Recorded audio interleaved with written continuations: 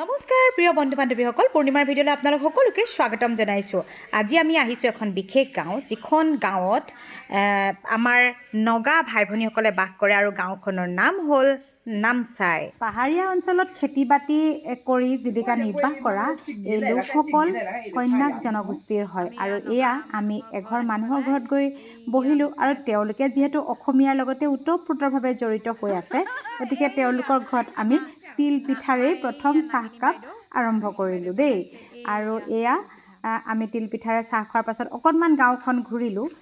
যিহেতু এই অঞ্চলত গোটেইখিনি মানুহেই কন্যাক জনগোষ্ঠীৰ হয় আৰু এই কন্যাক জনগোষ্ঠীৰ লোকসকলে এপ্ৰিল মাহত এটা বিশেষ উৎসৱ উদযাপন কৰে। সেই উৎসৱটিৰ নাম হ'ল আউলিন মুন ইউ।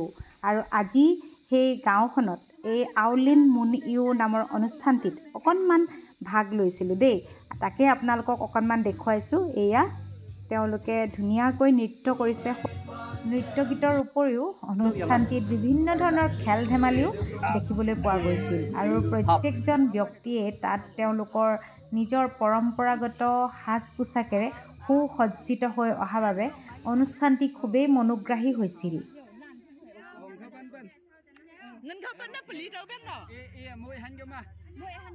এনেকা ফটো চটো খিচিলে পইচা দি লয় আৰু মানুহখনকে চব খোৱা লোৱা ফ্ৰী পাই দেই। অহা বছৰ আহিবি দেই। খুব সুন্দৰ তেওঁলোকৰ আতিথ্য। যিহেতু মই নিমন্ত্ৰণ ক্ৰমে তেওঁলোকৰ এই অনুষ্ঠানটিলৈ গৈছিলোঁ আৰু সেই অনুষ্ঠানটোত গৈ তেওঁলোকৰ যি আতিথ্য, সেই আতিথ্যত মই সঁচাকৈয়ে খুবেই সন্তুষ্ট হ'লোঁ আৰু খুবেই প্ৰশংসনীয় আচলতে তেওঁলোকৰ যি আতিথ্য, খুব ভাল লাগিলে। আৰু এয়া মই আপোনালোকক গোটেই পৰিৱেশটো দেখুৱাবলৈ এবাৰ চেষ্টা কৰিছোঁ। যিহেতু তেওঁলোকৰ মানে কন্যাক জনগোষ্ঠীৰ যিখন গাঁও, সেই গাঁওখনত তেওঁলোকৰ জনসাধাৰণ একেবাৰেই কম আৰু সেই অনুপাতে তেওঁলোকৰ খুব কম সংখ্যক মানুহ তাত একত্ৰিত হৈছিল। আৰু গোটেই দিনটো কিন্তু তেওঁলোকে সেই কম সংখ্যক মানুহে হ'লেও তেওঁলোকে গোটেই দিনটো তেওঁলোকে খুব সুন্দৰকৈ উদযাপন কৰিছিল। অনুষ্ঠানৰ শেষৰ ফাললৈ আমি অকণমান ফটো ছেশ্যন কৰিলোঁ আৰু তেওঁলোকৰ সাজ পোছাকৰ পৰা আদি কৰি সকলোখিনি ধৰি ৰখাৰ চেষ্টা কৰিলোঁ।